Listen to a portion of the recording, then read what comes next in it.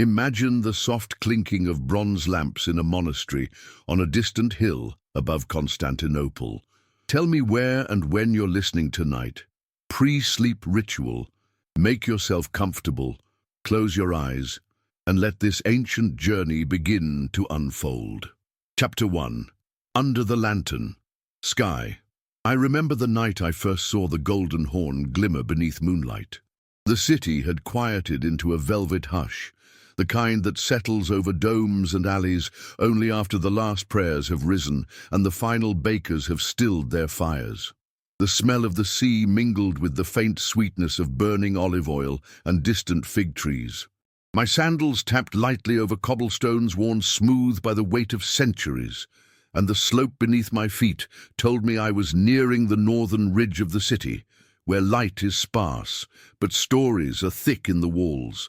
Above me, lanterns of beaten bronze and copper swayed gently on ropes strung between wooden beams. Their glow painted warm halos onto the stone facades, pulsing softly with every gust of the night wind. Each lamp held not only flame but memory, offered by hands that had long since returned to dust. I stopped beneath one and raised my hand. The light glinted across my skin, drawing golden arcs that shimmered with the rhythm of history. I approached the monastery, its gate half concealed by tall cypress trees and ivy that clung to the arch like the hands of time unwilling to release their grip. The door was thick oak, cracked by age but strong, still bearing the faint scent of resin and incense. I placed my palm against it. The warmth it held surprised me, as if the sun had not left, only hidden. From within, I heard it, a low, unbroken chant, deep as earth, soft as breath. No language I could discern, only tone. Waves of it rose and fell, overlapping like ripples on a sacred lake. I closed my eyes. Each note wrapped around me, and I imagined the monks within, cloaked in linen, barefoot on stone, eyes lifted to icons painted by hands long vanished. They say these monks take turns keeping vigil through the night, in shifts that have never broken in decades. No fire too cold, no silence too sharp for their rhythm. It is not for ritual alone, it is for memory, for the world they remember, and for the one they imagine still to come. I entered slowly when the door creaked open, unlocked, as all things sacred should be. My steps echoed in the narrow corridor. To the right, a basin of marble glistened with water, scented faintly with rose and thyme. I dipped my fingers and pressed the moisture to my brow, a habit I did not know I remembered. The hallway widened into a cloister, open to the sky, ringed by columns that reached upward like fingers seeking stars. In the center stood a fig tree, its leaves shivering beneath the breath of night. I walked along the corridor, fingertips trailing over rough stone. Each groove was a fingerprint, each scratch a story. I passed a fresco, faded but alive. It showed the transfiguration, gold flaking from the robes of saints, their faces serene in the midst of divine light. A note beside it read, "Restored in the year of the 6th eclipse." How many moons had passed since then? I could not say. In the far alcove, the chanting grew louder, not from more voices, but from the silence thinning. I turned the corner and saw them, a small circle of monks, robed in dark wool, heads bowed, hands folded. The flame in their midst danced in a hanging lantern, casting trembling shadows on their cheeks. None looked up, but one reached forward and struck a bell gently with a rod wrapped in silk. The note rang out, clear, suspended like a thread across the centuries. I stood frozen, not in reverence alone, but in awe. My breathing slowed, my heart eased. A traveler once told me, "There are places where time pools instead of flows." I did not understand him then, but here I felt it. Time did not pass. It gathered, thick, golden, and still. I found a stone bench by the wall, wrapped myself in my cloak, and sat. My eyelids, heavy from the day's dust, fluttered with each soft note. I let the past and the present entwine within me, lantern light above, ancient song within, until the world dissolved into darkness. Chapter 2. Garden of Forgotten Emperors. The path to the garden was narrow, barely visible unless you knew where to look. I had followed the curve of the northern wall, past the remnants of what had once been a fountain, now dry and silent, its lion heads chipped and moss-covered. The air changed subtly as I approached the hidden archway. It was cooler here, more still, as though even the breeze paused in respect. I ducked under the arch, vines brushing my shoulders, and stepped into a world that had forgotten the ticking of time. The garden was overgrown, but not wild. There was intention in the way the plants had spread, as if guided by invisible hands. Olive trees twisted toward the sky, their silver leaves trembling like whispers. Between them, rows of rose bushes bloomed defiantly, petals heavy with dew. At the center stood a cracked marble fountain, its basin now a shallow cradle for fallen blossoms. I knelt beside it, touching the stone. It was warm. Not from the sun, it was shaded, but from memory. Someone had loved this place. Someone had walked these paths barefoot at dawn, whispered vows under moonlight, mourned at this very edge. Stone benches lined the perimeter, half sunken into the earth, their surfaces etched with prayers in Greek, Latin, Armenian. One read simply, "For Maria, who laughed beneath these trees." I sat, imagining her laughter echoing through the branches. The fig tree behind me dropped a fruit, soft and ripe, onto the soil. I picked it up, pressed it gently, and inhaled its sweetness. Birdsong wove through the stillness, warblers and doves nesting in the eaves of the old garden walls. I leaned back, eyes to the canopy. Above, the sky was only partially visible, fragmented by leaves and branches. Yet it felt more open than any plaza or dome. Here, in this forgotten cloister of nature and stone, the empire seemed to breathe again. I walked slowly through the rows, fingertips grazing lavender and sage. A fig branch brushed my cheek. I remembered a story an old man once told me in the bazaar, of an emperor who came here each evening after prayers, not to rule, but to remember. His cloak would trail through the dust, and his tears would fall where now the violets grew. There were statues, too, not grand ones, but fragments, a hand resting on a plinth, a head turned slightly, as if listening. I stopped before a broken torso, vines curling around its waist. On the pedestal was a faded inscription, "To the one who waited." A wind passed through, rustling every leaf in chorus.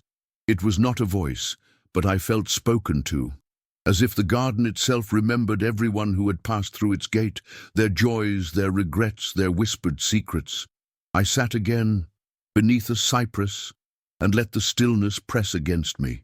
A pomegranate had fallen nearby, its skin split open, seeds exposed like tiny rubies. I reached for it.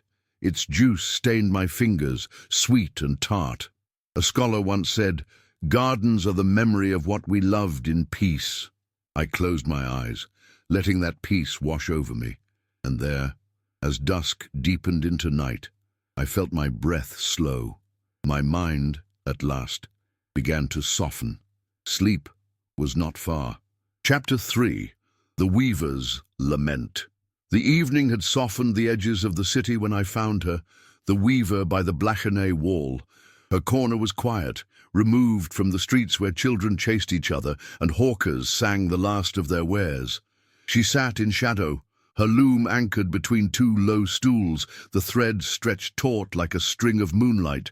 The smell of wool, dust, and something fainter, lavender or old cedar, hung in the air. A single oil lamp flickered beside her, its flame barely strong enough to light her hands, but she did not need to see. Her fingers moved with memory, not sight. Each pass of the shuttle sounded like a heartbeat, each beat a measure of time long past. I approached slowly, not wanting to disturb her rhythm. My feet crunched softly on gravel, and still she did not look up. The cloth she wove shimmered, not with gold, but with a deeper luster, the patina of purpose. burgundy and indigo, twisted like storm and twilight. This was not tapestry for wealth, it was remembrance. "Do you always work at night?" I asked, barely above a whisper. She paused, hands stilling mid-motion. "At night," she said, "the thread remembers better." I sat across from her, knees aching against the low stone bench. Around us, silence deepened. A cat stretched lazily beside a broken amphora, then returned to its dreams. She began to speak, not to me, but to the cloth, as if coaxing history from its fibers. She told of her grandmother, who had woven during the siege. She never left the loom, even when the walls shook, even when we had no oil, no bread. She tied her hunger into knots and wove it into the borders. Her shuttle clicked. Click, pause, click. "Each color means something," she continued. "This red, for the blood we held inside. This blue, for the silence after loss. And this thread," she lifted one like a hair of silver, "for the waiting, always the waiting." The city beyond us had fallen quiet. Even the wind seemed to bend around this sacred little workshop. I leaned forward, watching her hands. They were worn, with ridges and scars, but elegant in their steadiness, as if each motion was an act of devotion. She spoke of dyeing fabrics with roots and ash, of soaking linen in vinegar and salt to give it weight. "You cannot rush the process," she said. "You cannot rush mourning." I looked to the cloth again. Patterns were emerging, subtle curves, spirals, knots within knots, no two alike. "They say a weaver never repeats herself," I murmured. She smiled, the first I'd seen, "because no two nights are the same." She handed me a piece, frayed at one edge. "This was from last winter, a harsh one. I wove it for the baker who lost his daughter. He kept it under his pillow, said it brought her back in dreams." I held it. It was warm, faintly fragrant, soft but strong, like memory, like grief that had been loved enough to soften. The moon crept higher, shadows lengthening. Still, she wove. Still I listened. There was no rush, only the hush of thread, the hush of healing. And in that hush, I felt sleep pressed gently on my shoulders. Chapter 4. Candlelight and Icons. The chapel stood at the far end of a quiet lane, its presence modest, unassuming, like a whisper carried on incense. I came upon it after wandering the alleys behind the old aqueduct, led more by instinct than memory. A small wooden sign, faded and hand-carved, hung askew on the doorpost, Panagia Tufaus, Our Lady of Light. Inside, the air changed. I stepped from the night's damp chill into warmth and stillness. The scent of beeswax and frankincense greeted me like an old friend. Shadows flickered on stone walls, cast by dozens of candles placed in niches, on ledges, in rusted sconces. Each flame trembled as I passed, as if sensing my breath. The icons were everywhere, painted in deep ochres and radiant gold. They stared from wooden panels with a gaze that was not accusatory but eternal. Saints with solemn eyes, martyrs caught in moments of surrender, angels leaning close as if to listen. Their expressions did not change, but the longer I looked, the more I felt they knew me. I found a seat near the iconostasis, the screen of sacred images that separated nave from altar, a narrow bench, cool and worn. I sat slowly, pressing my palm against the wood as though seeking pulse or echo. And there I remained, breathing with the candles. A soft chant rose from the apse, low and haunting. A monk, perhaps, or a lone cantor in devotion. No instrument, no harmony. Just the thread of voice weaving between stone and flame. Each note rose like incense, circling the dome before dissolving into silence. I lit a candle of my own, its wick reluctant at first, then eager. The flame leapt into being, and I watched its reflection flicker in the polished glass of an icon. The Virgin's eyes glistened in its light, and I felt a weight I hadn't known I carried slip from my shoulders. An old woman entered, shawl wrapped tightly around her shoulders. She moved without haste, bowing before each image, crossing herself, touching the floor. I followed her movements, more with my heart than my hands. There was no sermon, no spectacle, only the ritual of remembrance. A priest once told me, "Icons do not fade because we look at them, they deepen." And as I stared at a depiction of the Transfiguration, the colors seemed to shift. The gold around Christ's head glowed, not with light, but with time. I closed my eyes. I could feel the warmth of the flame beside me, the scent of ancient oils in the air. My breath matched the cadence of the chant. My heartbeat slowed. The walls around me held stories, not loud ones, but steady. Stories of pilgrims and penitents, of whispered prayers and unspoken griefs, the kind of stories that ask nothing but to be remembered. A moth fluttered past my cheek, drawn to the candlelight. I watched it circle, then settle near the Virgin's halo. Even the smallest lives are drawn to warmth. I remained there long after the chant had ceased. The silence was not empty. It was full of peace, of presence, of quiet truths. And as I sat, the flicker of candlelight echoed softly behind my eyelids. Chapter 5. The Midnight Cistern. The entrance was hidden behind a crumbling arch near the old forum. Most walked past it without notice, just another shadow beneath the basilica ruins. But I had heard whispers from a spice cellar, a tale wrapped in breath and belief, that beneath the city's heart, water still dreamed in darkness. I descended a narrow stairway, each step worn into a curve by generations. The air grew cool and damp, laced with the faint scent of stone and moss. My hand followed the wall for balance, fingers brushing past, etched crosses and ivy roots pushing through mortar. The last light above faded. Below, the city whispered differently, more ancient, more patient. The floor at the bottom gave way to a wooden platform. I stepped onto it gently. The planks groaned, and the sound echoed like a sigh across still water. The great cisterns stretched before me, vast and silent, a forest of marble columns rising from the mirrored surface, each one reflected like a ghost, unwavering and still. A torch burned near the entrance, left by some unseen caretaker. Its flame flickered in the stagnant air, casting long shadows that danced across the ceiling. I took it and walked slowly, the light bobbing with each step. The water did not move, not a ripple, only reflection.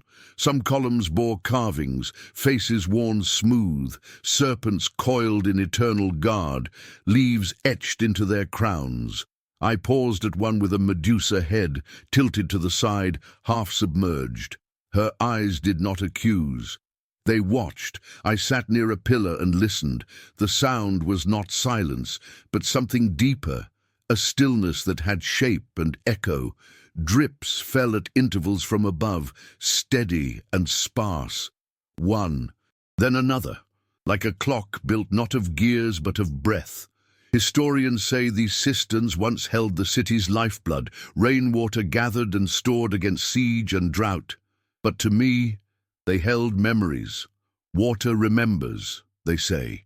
It remembers footsteps, voices, laughter, sorrow. And as I sat there, I felt it remember me. A legend returned to mind. Lovers who met in secret by torchlight, their vows etched in column bases. A monk who fled persecution, hiding here among shadows, his prayers now sediment beneath the stone. A child who dropped a toy boat and watched it drift until it vanished into the dark. I closed my eyes. The torch flickered beside me, warm against my skin. The scent of damp stone filled my lungs. My heartbeat slowed, matching the rhythm of the drops. Water echoed every thought. It held them, cradled them, let them drift. I leaned back against the pillar. The coolness seeped through my cloak. I felt no fear, only presence. I had come to rest beside the city's pulse, where time and memory swayed together in the silence. And in that cradle of ancient breath, my own breath grew softer, slower. Chapter 6. Cloak of the Hypaspist. In a narrow gallery behind the armory, beyond a door that stuck with age, I found it, a single garment, cloaked in dust and shadow, hanging from a rusted hook. It was wool, once black perhaps, now faded to the color of ash. The cloak of a hypaspist, the elite palace guard whose duty was to remain invisible, unshakable, present only in moments of true peril. I stepped closer, my breath catching at the scent of old lanolin and smoke. The cloak was thick, too thick for summer wear. Its lining was stitched with a crosshatch pattern that hinted at both protection and secrecy. I reached out and touched the hem. The fabric was stiff but intact, its folds heavy with history. A plaque nearby read, "Worn by an unnamed guard, rumored to have stood beside the emperor on the day the chain broke." It referred to the sea chain, the great iron barrier that once blocked the Golden Horn. On the day it fell, the city's fate was sealed, but the cloak, it told another story. A story of waiting, of watching, of service rendered without recognition. I could see it. A man standing at attention in the rain, steam rising from his shoulders, eyes scanning rooftops for threats that never came. He stood not for glory, but for duty. In a hidden pocket, stitched beneath the collar, I found a scrap of parchment. Its ink had faded almost to nothing, but I could still make out the final words. "My watch is quiet. May yours be kinder." I wrapped the cloak around my own shoulders. It smelled of earth, of fire, of tears. The weight of it settled into my bones, and for a moment I felt what he had felt, not fear, not pride, but clarity, a purpose that asked nothing in return. I sat in the gallery's stillness, beneath the flickering torchlight, and let that clarity sink into me, the weight of duty, the softness of memory, the hush of 1,000 forgotten footsteps. And as my eyes drifted closed, I whispered back to the one who wore it before me, "Sleep now. I'll stand the watch." Chapter 7. In the shadow of Hagia Sophia I approached at dusk, as the call of birds gave way to the hush of night.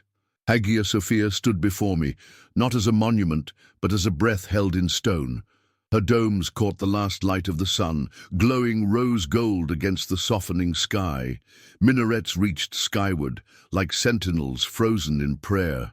I crossed the threshold in silence. The marble beneath my feet echoed, not with sound, but with sensation. Cold, smooth, infinite. Inside, space expanded, vast and warm and solemn. Light poured through stained glass in long shafts, coloring dust motes in reds and blues. Candles flickered beside mosaics centuries old, their faces serene and sorrowful. I wandered beneath the great dome, its golden tesserae shimmering like the surface of water.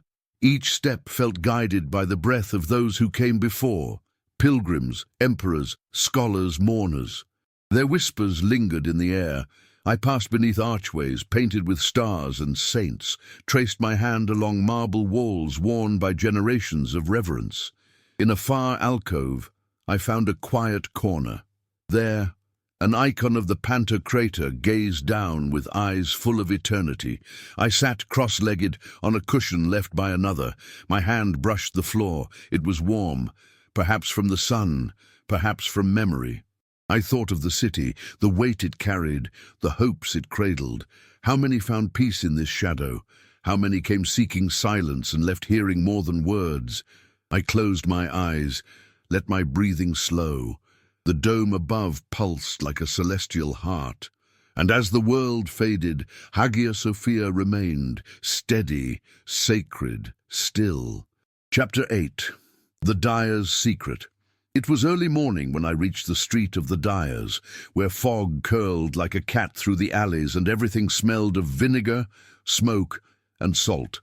The shutters were still drawn on most shops, but one door stood ajar, the smell of boiling roots and crushed berries drifting into the air like incense. I stepped inside, ducking my head beneath the low lintel. The workshop was warm and damp. Wooden beams overhead were dark with age, and every surface seemed stained. Walls, tables, even the ceiling bore the ghost of colors long past. Vats lined one side of the room, each gently steaming, hues shifting under the surface like secrets trying to rise. A man, back-turned, stirred one of the vats with a rod as long as he was tall. "You came early," he said, not looking. "That's good.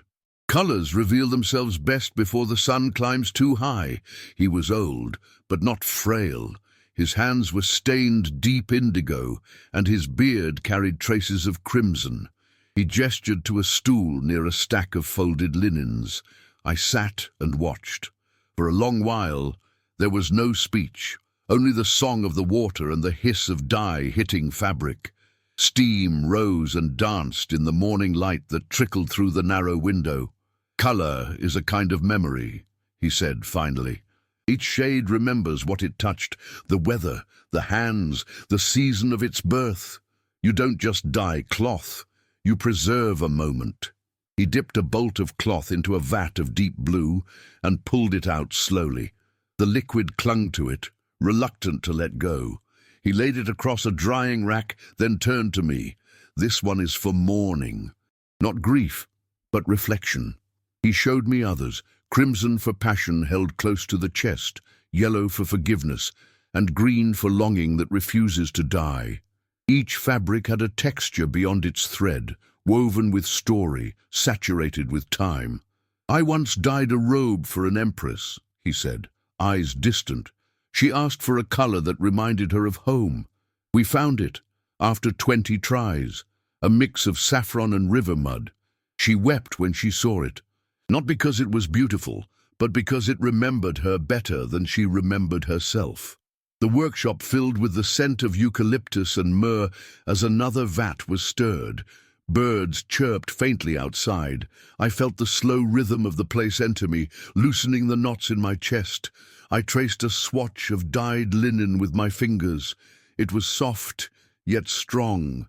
Holding it felt like holding a secret, one too gentle to be spoken aloud. "You're tired," the dyer said, not unkindly. "Let the colors hold your weight. They won't let it fall." And so I did. I leaned against the wall, my breath sinking with the steam's exhale. I let the dyes speak their ancient language, whispering of sorrow and joy, of everything in between, and in the hush of fabric and fire, I drifted. Chapter 9. The Last Olive Grove. The sun had only just begun to set when I left the city's walls behind, following a dusty trail that curved gently toward the hills to the west. The air was different here, lighter, tinged with the scent of wild thyme and fennel. As I walked, the city sounds faded, replaced by birdsong and the occasional rustle of wind through dry grass. It wasn't long before I saw them, the olive trees, silver green and gnarled, rising from the earth like ancient hands reaching for the sky. They stood in neat rows, each one twisted with age, their roots gripping the soil like memories refusing to let go. The grove felt sacred, though no church marked its bounds. An old man waited by a low stone wall. His robe was simple, and a wide-brimmed hat shaded his lined face. "You're not the first to come looking for quiet," he said as I approached. His voice was slow but strong. He gestured for me to follow, leading me between the trees. We walked in silence. Each step felt deliberate, as though the ground itself remembered every footfall. He paused beside a tree older than the rest. Its trunk was split, but it still bore fruit. "This one survived the fire," he said, patting the bark with reverence. "The flames came close, but the roots were deep." He picked an olive and handed it to me. I held it gently, then placed it in my mouth. It was bitter and earthy, the kind of taste that made you sit with it. "Some things are meant to be remembered like this," he said. "Not sweet, not easy, just true." As twilight deepened, he built a small fire. The smoke curled upward, carrying with it the scent of sage and olive wood. He boiled water in a copper pot and dropped in a bundle of dried herbs. "Sage for clarity, thyme for strength," he explained, "and a little lavender to soften the night." We sat on a woven mat beneath the trees. He told stories in fragments, of harvests and storms, of invasions and births. No dates, no names, just moments. He pointed to a tree that leaned heavily to one side. That one, bent in the year of the great frost.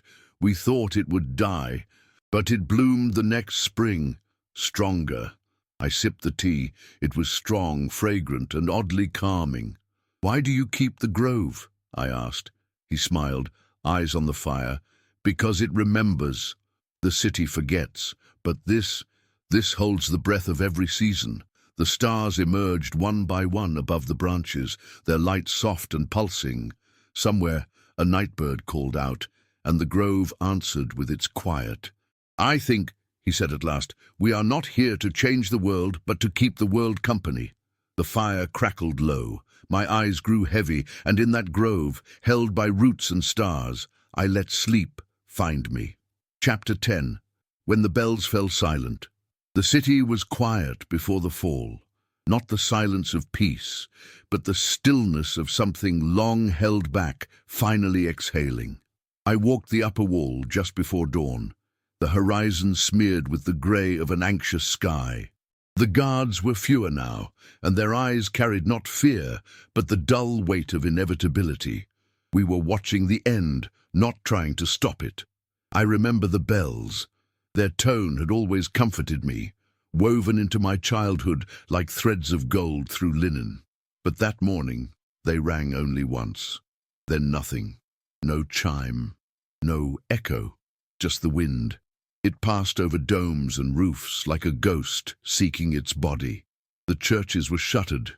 In the forum, stray dogs sniffed at overturned carts. A market banner twisted in the breeze. Its cloth faded, its slogan long meaningless. I stepped into a chapel near the barracks, one I'd visited as a boy. Candles burned still. Someone had lit them during the night. As if flame could hold back fate, old stone trembled under my fingers.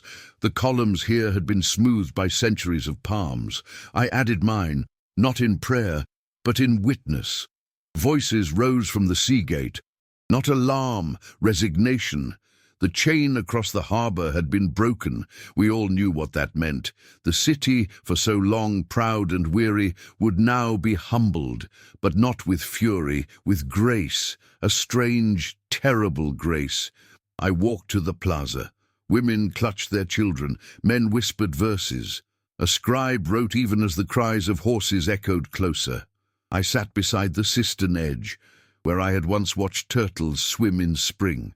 Now, only dust. And when the walls began to shudder, and the first flags rose above them, not ours, I did not flee. I stood and turned to the sky. One last prayer, not to be spared, but to remember clearly. For in this silence there is truth. When the bells fell, so too did noise. And all that was left was memory, and memory endures. Epilogue. Echoes beyond the veil. The night stretches long and soft now, like velvet drawn across a weary world. The echoes of steps on marble, the scent of crushed figs, the hush of prayers beneath domes, all these linger, not as past, but as presence. History does not vanish. It changes its clothes and waits in shadow. Beneath new bricks lie the same foundations. Beneath your breath lies the breath of all who came before you. In each lantern lit, someone remembered. In each olive branch saved from flame, someone hoped. In each whispered story, someone lived again.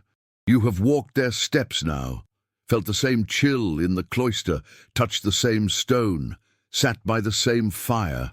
And though your eyes may soon close, what they saw will not leave you.